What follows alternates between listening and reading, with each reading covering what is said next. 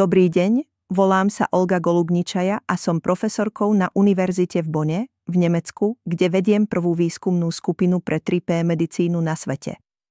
Pod 3P medicínou rozumieme prediktívnu, preventívnu a personalizovanú medicínu, ktorá je založená na prediktívnej diagnostike a cielenej prevencii prostredníctvom personalizovaných lekárskych služieb.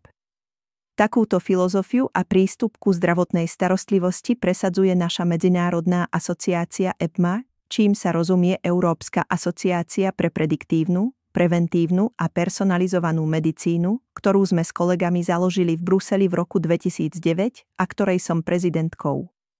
Pravdepodobne sa pýtate, čo by sme mali ponúkať pacientom a jednotlivcom v prediktívnom zmysle.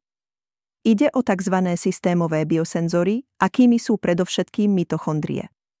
Mitochondrie sú malé elektrárne, ktoré sú prítomné v každej bunke ľudského tela. Mitochondriálna homeostáza, teda stav dynamickej rovnováhy, ktorej súčasťou je tzv. Mitofágia, sa môže použiť na monitorovanie systémových účinkov na zdravie. Mitofágia je programovaná deštrukcia mitochondrií v stresových podmienkach. Aké mechanizmy stoja za týmito systémovými účinkami, ktoré sa používajú na predpovedanie respektíve predikciu? V každej ľudskej bunke pôsobia mitochondrie ako dôležití partneri a prísni pozorovatelia toho, či je s naším zdravím všetko v poriadku. Ak nie, prostredníctvom mitofágie signalizujú všetkým systémom, že sa o svoje zdravotné problémy musíme bezodkladne postarať.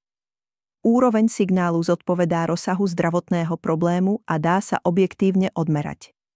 Táto technika je elegantná a spoľahlivá, používa sa na to test slznej tekutiny, ktorý vysvetlím neskôr. Je dôležité povedať, že nie je známe nejaké ochorenie, ktoré by sa vyvíjalo bez toho, aby bolo ovplyvnené mitochondriálne zdravie a homeostáza.